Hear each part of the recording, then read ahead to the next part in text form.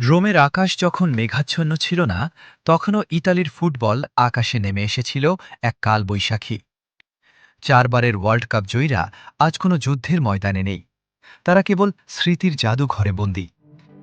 2026 world কাপের মূল মঞ্চে ইতালির এই অনুপস্থিতি কেবল একটি হার নয়, এটি দীর্ঘদিনের টেকনিক্যাল ভুলের এক মহাকাব্যিক পরিণতি। মাঠের সেই অভিশপ্ত রাতের কথা ভাবলে আজ জুরি ভক্তদের বুক কেঁপে ওঠার কথা। নির্ধারিত সময়ের লড়াই এক এক সমতায় শেষ হওয়ার পর যখন পেনাল্টি শুট আউটের ভাগ্য পরীক্ষা শুরু হলো, তখন বসনিয়া অ্যান্ড হার্জেগোভিনিয়ার কাছে 4-1 ব্যবধানে হার মানতে হলো ফুটবল ইতিহাসের অন্যতম পরাশক্তিকে। টানা তৃতীয়বারের মতো ওয়ার্ল্ড কাপের মঞ্চ থেকে ছিটকে গেল তারা, যা আধুনিক ফুটবলের ইতিহাসে এক বিরল বিষাদগাথা।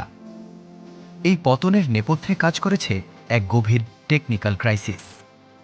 ইউরো 2020 জয়ের পর যে পজিশন বেসড ফুটবল ইতালির পরিচয় হয়ে উঠেছিল, তাই কালক্রমে তাদের জন্য মরণ ফাঁদে পরিণত হয়।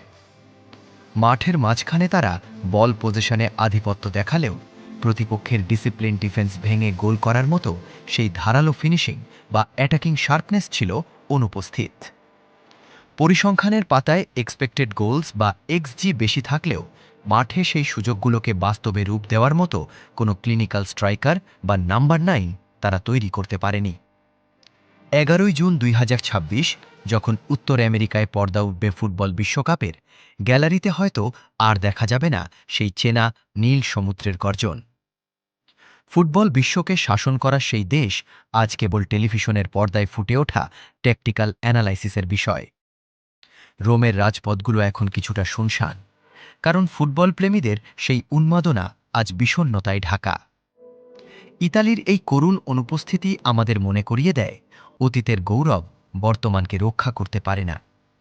সময়ের সঙ্গে তাল মিলিয়ে ট্যাকটিক্স বদলাতে না পারলে রাজমুকুটও একদিন ধুলোয় লুটিয়ে পড়ে।